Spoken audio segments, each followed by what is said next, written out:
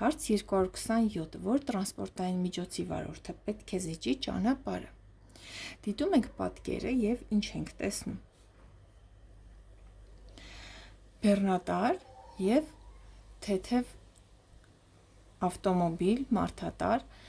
որը եկավ, հասավ մի կետի, որտեղ իր գոտին ավարտվեց։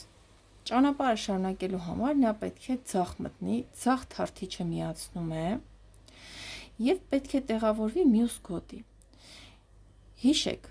գոտից գոտի տեղափոխվելու համար վարորդը ինքը պետք է մի հատ ուշադիր լինի, տեսնի ազատ հարմար պահը երբ է, նոր մտնի գոտի, որ չխոչընդոտի մյուս արդեն իսկ իրանց ուղով սահուն գնացող մեքենաներին, ովքեր ոչ միտեղ էլ մտադիր չեն փոփոխվել եւ ոնց սկսել են տենց վստահ անփոփոխ գնում են։ Այդ անփոփոխությունը, կայունությունը շատ խրախուսելի է ճանապարհներին, ու մյուս մեքենաները, ովքեր պետքա փոփոխություն մտցնեն իրենց ճանապարհի մեջ, պիտի նենց անեն, որ մյուսների անփոփոխությունը չխախտեն։ Այնպես որ ընկերներ, մեր մեքենան պետք է զիջի ճանապարհը բեռնատարին։ Բեռնատարը կանցնի, մի հատ էլ ինքը ուշադիր կլինի, տեսնի ահագին ճանապարհ ստեղ կա, որ ինքը կարողանա կհասցնի հանգիստ արագ մտնի այստեղ ու շարունակի ճանապարհը։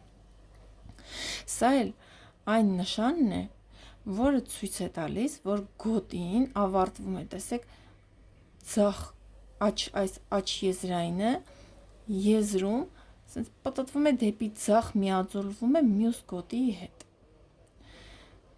Պատասխան երկրորդ, զիջող է լինելու թեթև մարդատարի վարորդը։